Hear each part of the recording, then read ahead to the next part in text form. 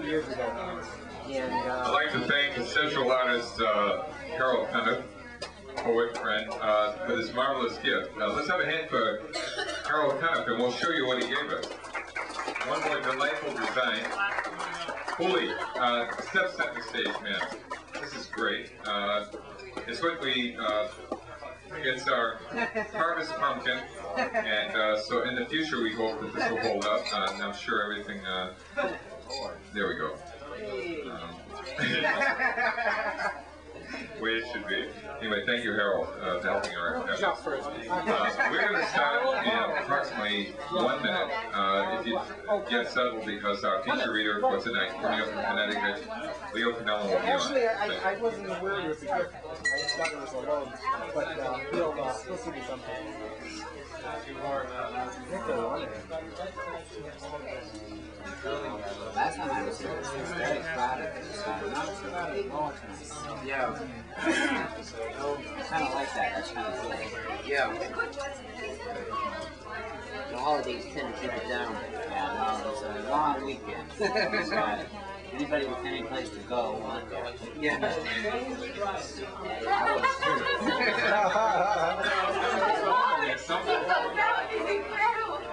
The truth is, I make it here a lot of times on the long weekends because, you know, I didn't see much of it. Harold. Hi, Charbon. Oh, how you doing? Hi, okay, if I could have your attention, please. We're ready to start our feature for this evening. October 9, 1989, here at Charlie's staff, sponsored by the Stone Soup Poets. We're lucky to have back again with us Leo Connellan. Leo and I go back to the late 50s in San Francisco. He was a mentor of sorts, and my friend Denise and I sat at his knee in rapture as stories of the old Lower East Side and Greenwich Village scene as it was in those days. And we concocted ideas of what we might be doing years from then. I don't think any of us thought we'd be alive till this day. Certainly I didn't think I'd see Leo in this century, this part of the century. But Leo is with us, and as a Shelley Award Memorial poet, and with Paragon House this year putting out his collected in a rare move, not only in hardbound and paper at the same time, and publishing this year, and it's selling extremely well. And Leo afterwards can tell us how we purchased that. Certainly, the Rogan has the book down there if you'd like it. Leo has been reviewed and very positively throughout the country, not only in the New York Times, but our own Boston Globe, to its great credit, has seen the value of his work. And tonight we were to have, if you were able to, John Wieners, who wrote a brilliant review of some of Leo's work, had intended to do the introduction. I will have to be in his stead. One of the things I'd like to say is one of the poems you'll hear tonight is brand new, and that also the material that Leo has made available to Paragon House for publication this year has been submitted for a Pulitzer Prize, and we hope that he will get it. It's well deserved. So tonight, Shelley Award winning poet and Pulitzer nominee Leo Connellan. Let's have a hand for Leo Connellan.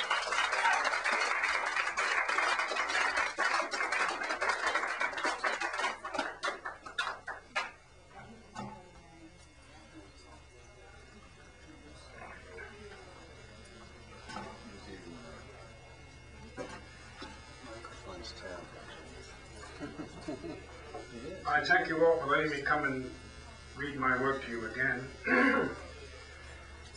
I'd like to start the evening with a brand new poem because I'd like to think that I'm still writing. The name of the poem is Provincetown, Massachusetts.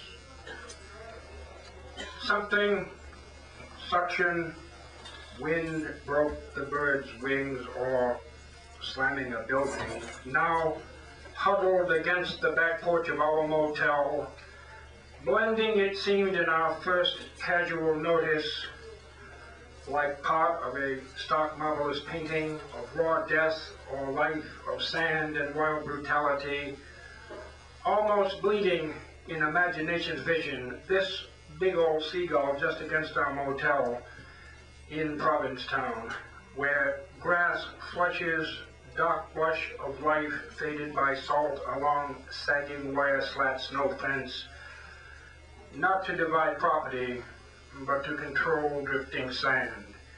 Here, sea has ripped the underpinnings of the whole Cape. As ocean carved Provincetown out of wind and glacier churn up to form wild, just livable landmass. Sky and sea change every few seconds. Colors soon soft, pink hints barely visible just before wild nature comes devastating. Eons ago, the sea came up out of the pit of itself to have a look at its roof, the sky, and vomited up a little spread of land to come and lie on its back and look at the ever-changing heavens as we do. But when it tried to reel this land back underwater, it held fast to its earth perch, so now at Chatham, the sea has come back with its teeth, scooping our very homes in big bites to chew and swallow into the lowest, most belly bottom of its stomach. The sea wants this land back. See the bright sun. Fog can come like a threatened octopus, tufts of cloud low hovering just off the ground, completely disorienting you barely a mile out of downtown Provincetown. You have to think to reason which way to turn, exactly where you are or must be. Sand has wiped you out, but if you just think you are safe only a few feet out of Provincetown, think, just retrace the lit streets so nature can continue to dominate.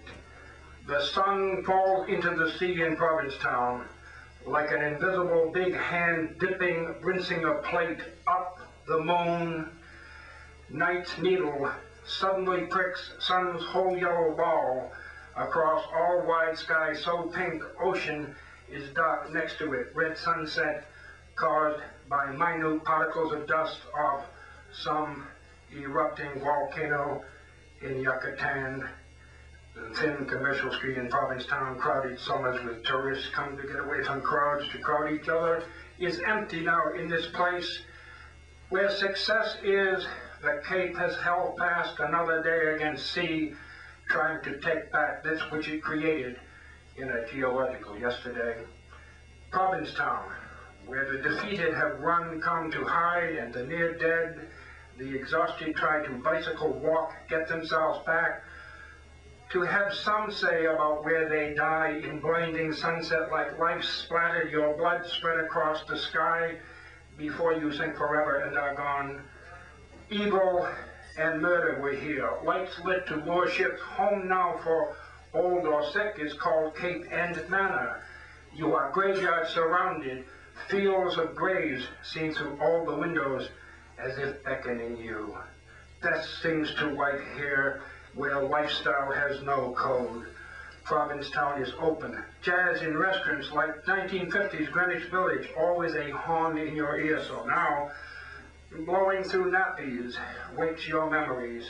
Herring Cove inland, looking back the length of the Cape, a wide screen of the world. Sky and ocean are all one now, almost like a drive-in theater to see sun go down, as if you were parked to watch the end of the world, rather than walk on beach like sinking on sponges to see sunset.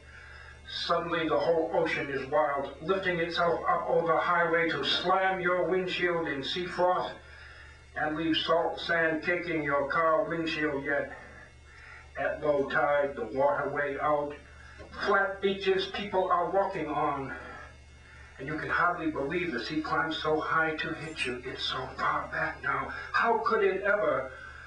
Some sand dunes, scruffy, look like elongated female lions sitting on their haunches. Tips of others seem brush Van Dyke brown. For a moment there is this great feeling that you want to stroke them, but you'd have to be a giant to touch them. Sand, flesh sand so smooth, you lose your sense of controlling. The sea takes care of me here. I'm still safe insect size on this little tip. Provincetown, forlorn, not spectacular, exotic like California, the Costa del Sol. Here it's struggle. Trees, scrub, pine, bent, twisted against sea-driven winds, yet they grow and they hold, and this land is holding too. Solitude. Yet all around us, nature is terrible, cruel. Out into the water of our motel back window view are the so innocent-looking stick fences of seine sunk to catch the fish of this precious life. A dolphin could be strangling in the tuna nets, which you better not bring up to local fishermen, these mammals like us. It's all death, the fishermen think. People die if they don't eat. Death is an attitude here. Once, when we arrived, a great, huge seagull hunched close against the back porch of our motel, where we relished sitting, looking at the view to draw our fatigue out, restore us. But the big seagull's wings were broken. Yet motel woman, who must have known she risked our not only checking out immediately, but railing against her place, to everyone stood fast in her shrub. So, a big lovely seagull can fly, has caught death.